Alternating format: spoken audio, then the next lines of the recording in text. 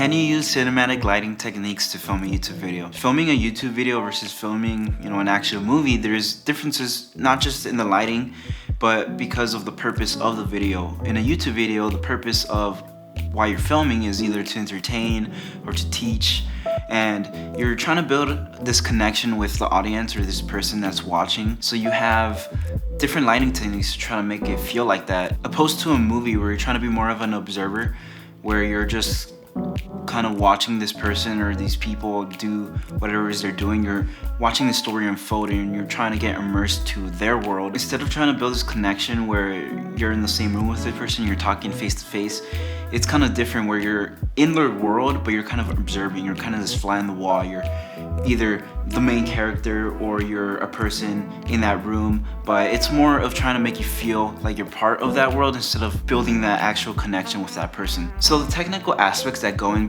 into doing something like that is different, and it varies, because in a YouTube video, because you're trying to build connection, you're trying to make sure things are light properly. Like right now I have a light right here, so you're getting that nice catch light.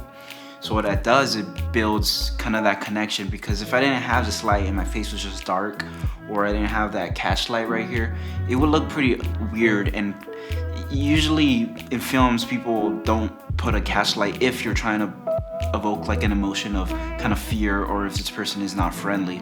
So right now my lighting setup, my YouTube setup, is very common. It's used with a lot of creators and it's very basic. I have a key light coming here, so that's one light, which is the key light, which is lighting the subject, and you're getting that nice catch light. And because it's a nice big light, you're getting that nice fall off. It's not too harsh. It's lighting the subject, but it's not a small point where it's harsh on the face. And then you're getting a smaller light back here, which is creating this light on this background, which is creating depth, but it's also giving me this nice like hit right here, so it's separating me more from my background. And then I have some light here, so this side isn't completely in darkness. I have some lights behind these objects. Mind my Coca-Cola, because sipping on that, but forgot to take it out. But I have some lights right here, which is lighting the background, so it gives that depth. Different YouTubers have something similar. It can either be darker or brighter.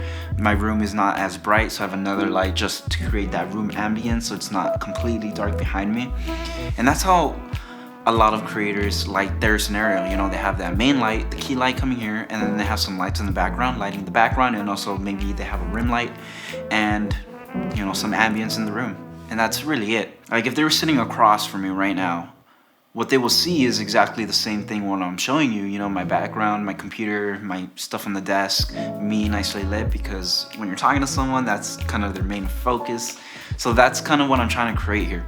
Opposed if I was making a film. In a film, the person's not directly looking at the camera right at them, because that's not the point of the film. You're trying to get the viewer like if they were a fly on the wall, right? You want to feel like the light is coming from whatever's in the scene and is motivated from something in the scene to make it feel like they're in the actual space, in the actual room or house, not a studio or it's manufactured.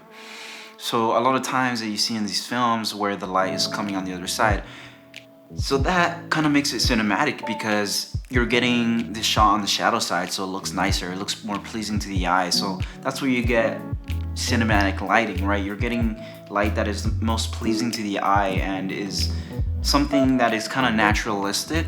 Even though you're manufacturing it, it looks natural. It looks like it's meant to be there. And because it looks so real, you kind of get the cinematic term, right? But now that we talked a little bit about what makes it cinematic, can you do something like that in a YouTube video? If you were doing a B-roll sequence where I was coming into this room, picking up something from the shelf and then sitting on my desk, I can do like 3 or 4 different camera angles and move the lighting a little bit. And you can think about camera placement and lighting placement when you're doing stuff for YouTube, and think about it like it's a film, right? Like shooting an actual scene.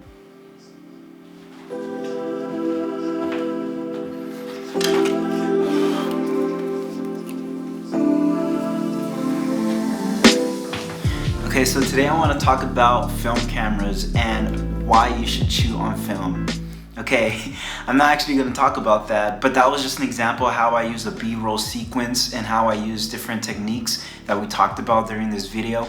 and how I use it to supplement my A-roll or my talking head. So I hope you learned about different lighting techniques, and or at least can understand what movies differ from YouTube videos and what you can take away from actual movies and use it in your videos. Or at least think about how can I use sequences or lighting techniques to make my videos stand out. So I hope that helped, and see you guys in the next one.